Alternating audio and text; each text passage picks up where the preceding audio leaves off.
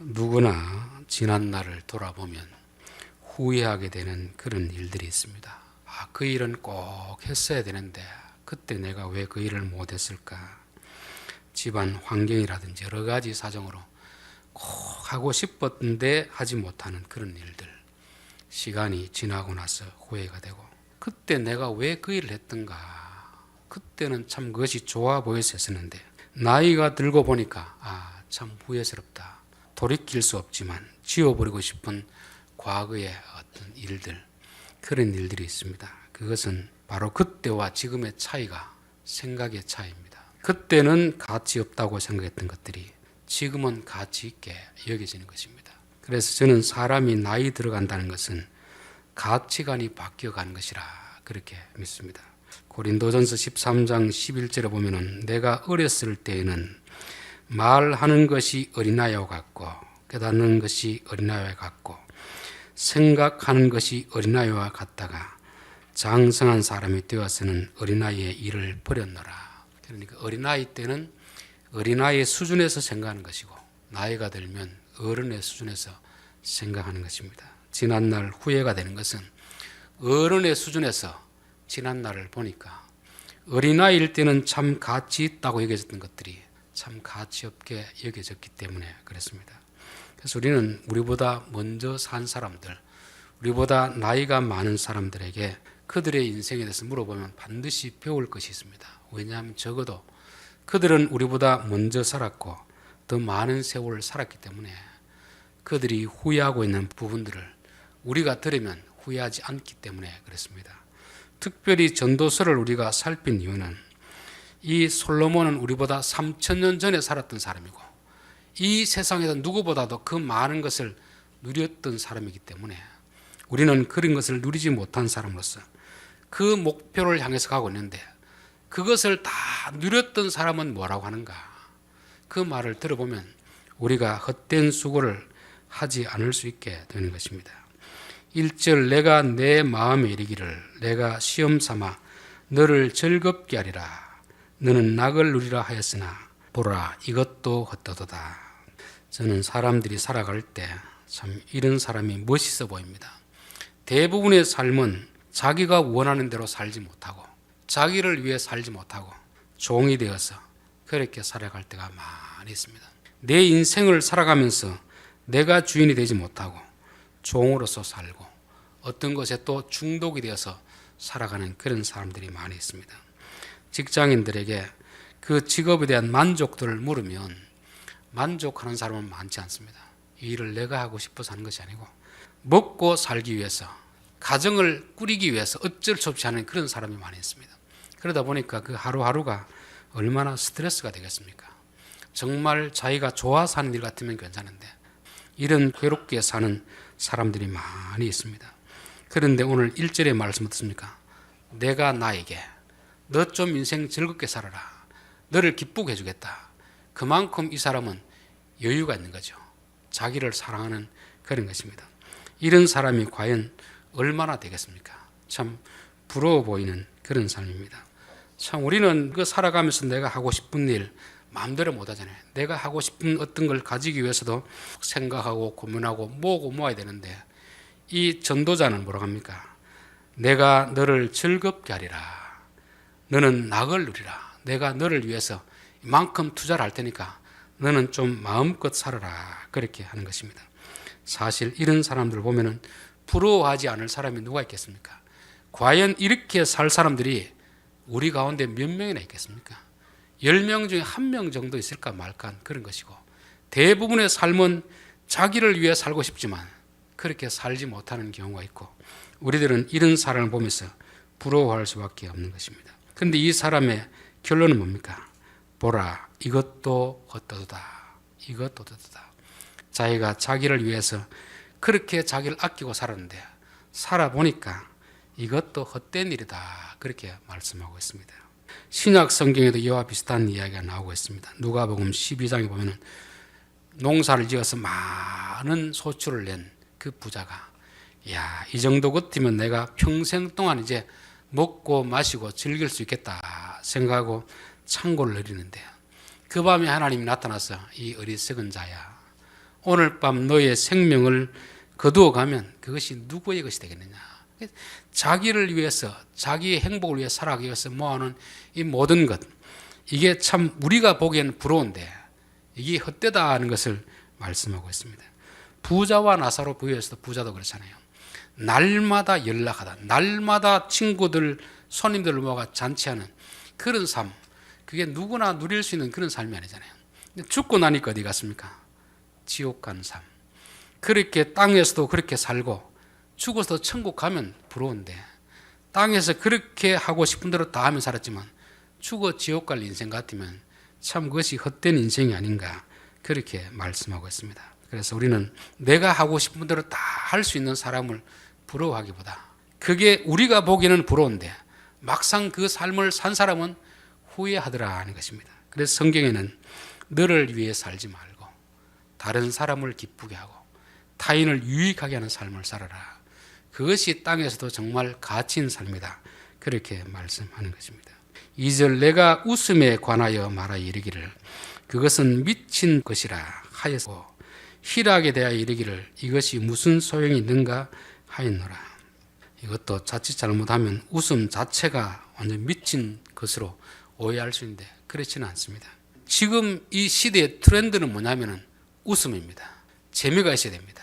강사도 사람들을 웃기게 하면 그 강사는 인기 있는 강사가 됩니다. 그래서 심지어 교회 설교도, 목사의 설교도 내용보다는 더 중요한 게 뭐냐면 얼마나 그 시간에 교인들을 웃기게 하느냐, 그렇게 결정되는 경우가 많이 있습니다. 어릴 때부터 들어왔던 이야기가 뭡니까? 일소일소요 일로 일로라.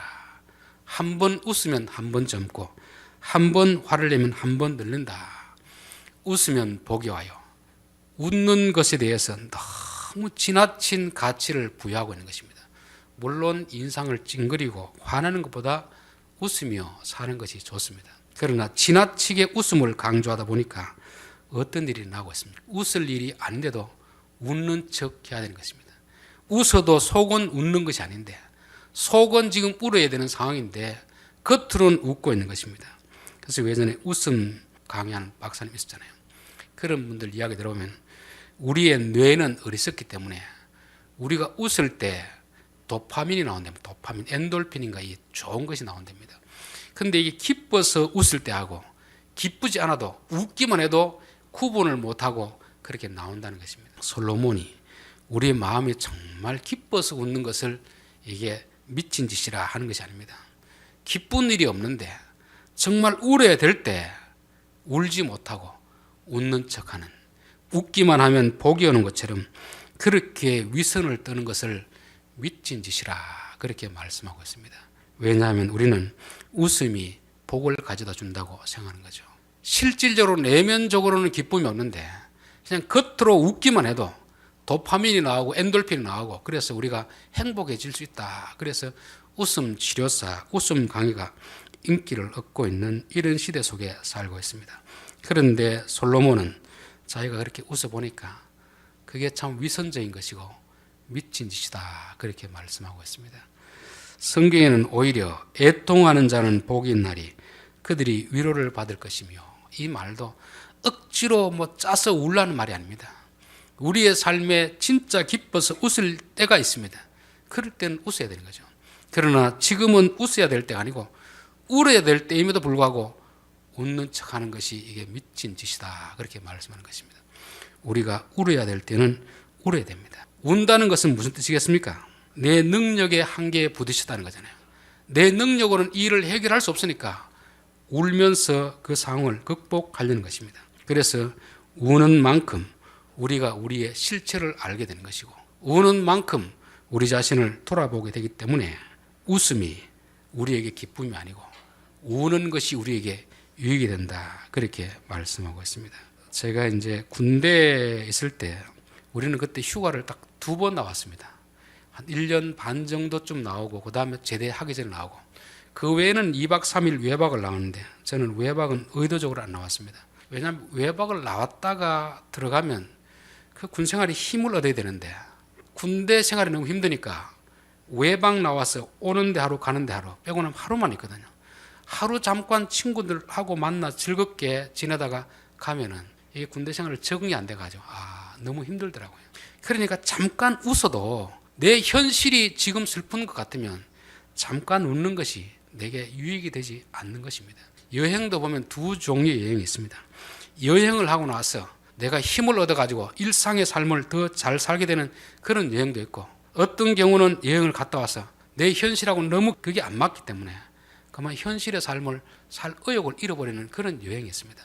자, 우리가 웃는다는 것도 그것이 아닙니까? 웃는 것이 내 삶에 힘이 될 수도 있지만 한번 웃기는 웃었는데 현실로 돌아왔을 때는 이게 너무 상황이 안 맞거든요. 이게 마치 뭐와 같으면 남자들이 너무 현실이 힘든데 술 한잔 먹고 나면 걱정것이 없어지는 것입니다. 그래서 기뻐서 떠들고 웃는 거죠. 그러나 다음 날 되면 또다시 현실로 돌아가잖아요. 어제 웃었던 웃음이 우리에게 무슨 유익이 있겠습니까? 그럴 땐 오히려 정말 깊이 고민하면서 울면서 내 현실의 상황을 어떻게 극복할 것인가, 이것을 찾아가는 것이 더 지혜롭다는 것을 말씀하고 있는 것입니다. 3절, 내가 내 마음으로 깊이 생각하기를 내가 어떻게 하여야 내 마음을 지혜로 다스리면서 술로 내 육신을 즐겁게 할까?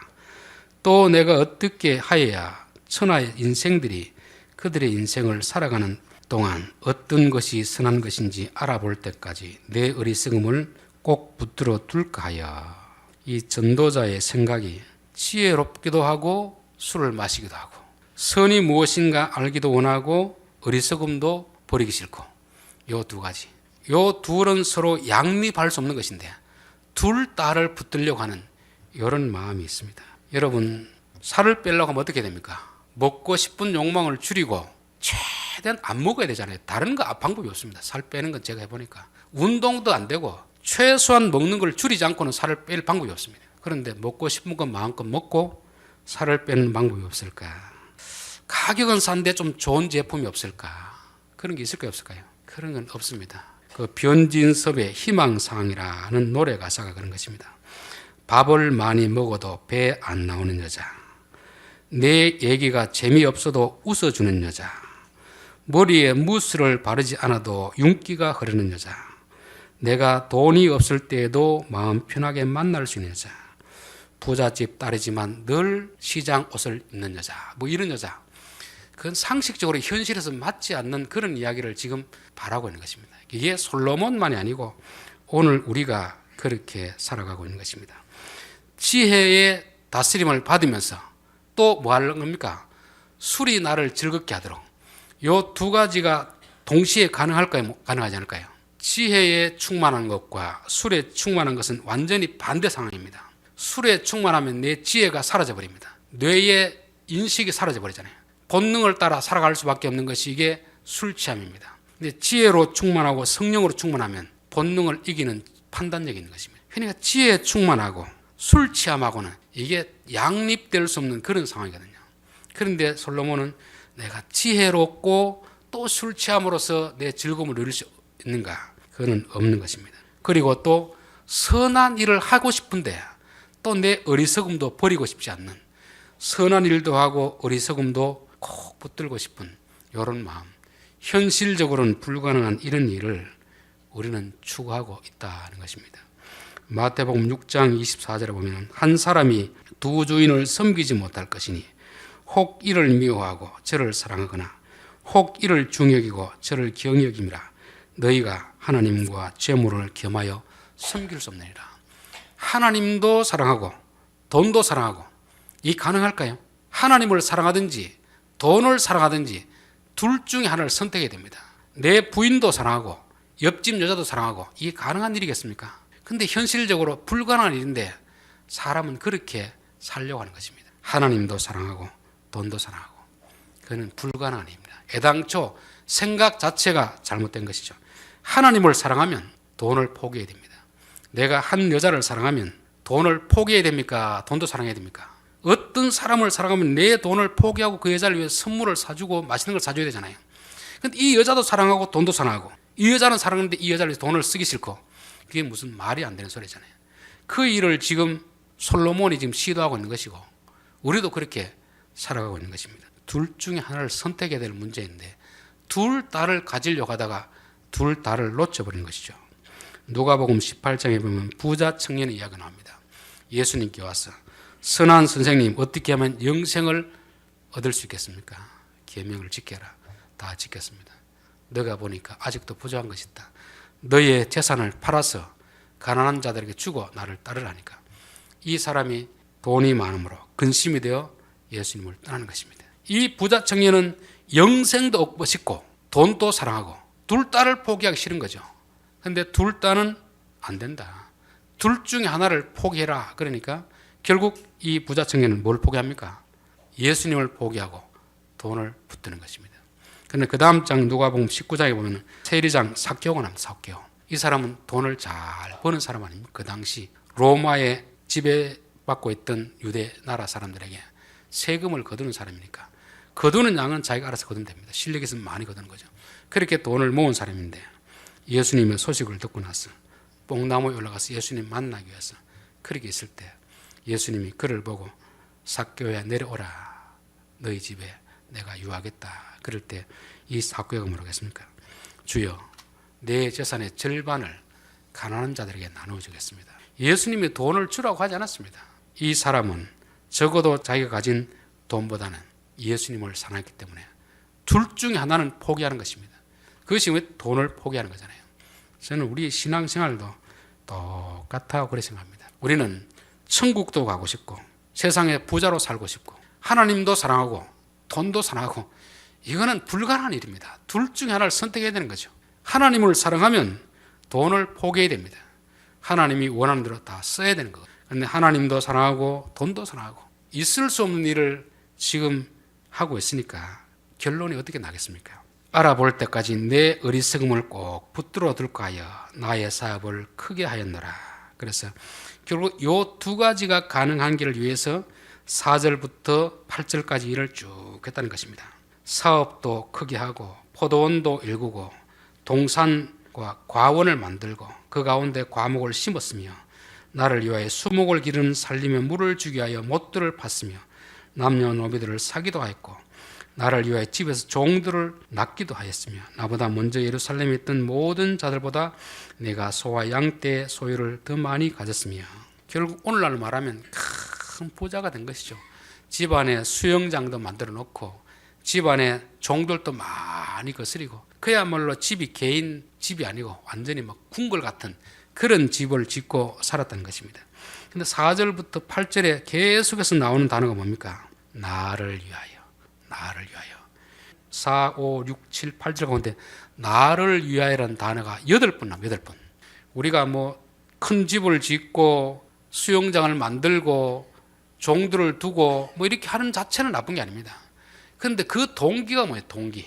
그 동기, 그 많은 시설들, 그 많은 사람들이 오로지 나를 위해서 만들었다는 것을 말씀하고 있습니다. 그러니까 그 사람의 결론이 뭡니까? 11절 그 후에 내가 생각해 본즉 내 손으로 한 모든 일과 내가 수고한 모든 것이 다 헛되어 바람을 잡는 것이며 해 아래서 무익한 것이로다. 자기를 위한 모든 성공이 가만히 생각해 보니까 이게 바람을 잡는 것이고 헛된 것이구나를 깨달았습니다. 사람이 절망할 때는 두 가지 차원에서 절망을 합니다. 정말 이것만 하면 내가 행복할 것이다. 어떤 사람은 그게 돈일 수가 있고 성공일 수가 있고 명예일 수가 있습니다. 그렇게 그것을 얻기 위해서 몸부림쳤는데 결국 마지막 지점에서 이루지 못했을 때 그 마음이 얼마나 절망이 크겠습니까? 이것만 하면 여기만 들어가면 어떻게 하면 내가 행복할 것이다. 오로지 그 한 목표만 두고 갔었는데 그 자리에서 그 목표를 이루지 못했을 때 완전히 절망에 빠지는 것입니다. 그러나 이거보다 더 큰 절망이 있습니다. 그가 원하던 그 목표를 이루었는데 막상 딱 손에 쥐고 보니까 이게 아무것도 없는 것입니다. 남들은 보고 박수를 칩니다. 이야, 성공했습니다. 그렇게 하는데 막상 이루고 보니까 내가 결국 이거 하나 얻기 위해 이렇게 했는가? 그때 절망이 더 크다는 것입니다. 이게 바로 오늘 솔로몬의 절망 아닙니까? 내가 그래도 남들보다는 성공했다는 인생을 살고 싶어서 이렇게 몸부림치며 열심히 살고 지혜도 얻고 사람들도 얻고 재산도 얻고 그렇게 많이 얻었는데 남들은 이걸 얻지 못해가지고 절망하는데 이 사람은 얻고 나서 결국 이 허망된 것을 얻기 위해서 내가 그렇게 살았는가? 그렇게 하면서 절망에 빠지는 그런 모습이었습니다. 어떤 분은 이것을 이제 그렇게 설교하더라고요. 예전에 이제 포도나무에 이제 여우들이 서로 올라가려고 포도를 먼저 따기 위해서 막 경쟁을 하기 위해서 올라갔습니다. 근데 마지막 한 여우가 올라가서 포도를 따서 입에 넣었습니다. 자기는 맛있겠거니 생각하고 입에 넣는 순간 쓴 포도였습니다. 그런데 자기가 쓰다는 표정을 못 짓잖아요. 왜? 밑에서 그렇게 많은 경쟁을 물리치고 올라왔기 때문에 밑에 사람들은 그 여우만 쳐다보고 있는 것입니다. 맛이 좋습니까? 물을 때 실질은 맛이 안 좋은데 맛이 좋은 표정을 짓는 것입니다. 그리고 그 여우는 내려오고 또 다음 여우 올라가가지고 올라서 따먹어 봤습니다. 뭐라고 하겠습니까? 속았구나. 저는 우리의 인생이 그것이 아닌가 그런 생각이 들어요.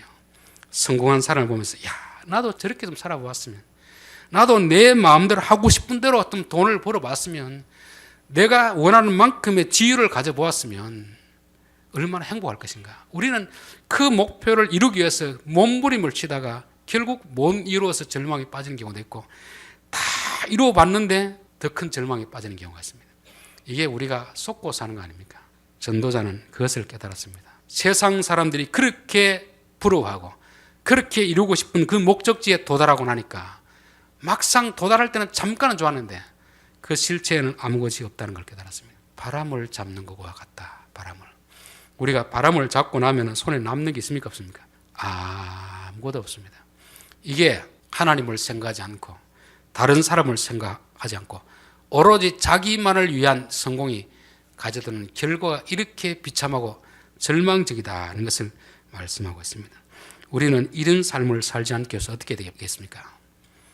나만을 위한 삶이 아니고 내게 있는 성공이 다른 사람을 유익하게 하는 그런 삶을 살아야 됩니다. 그래서 성경에서는 너의 유익을 구하지 말고 다른 사람의 유익을 구하고 너만 기쁘게 하려고 하지 말고 모든 사람을 기쁘게 하라.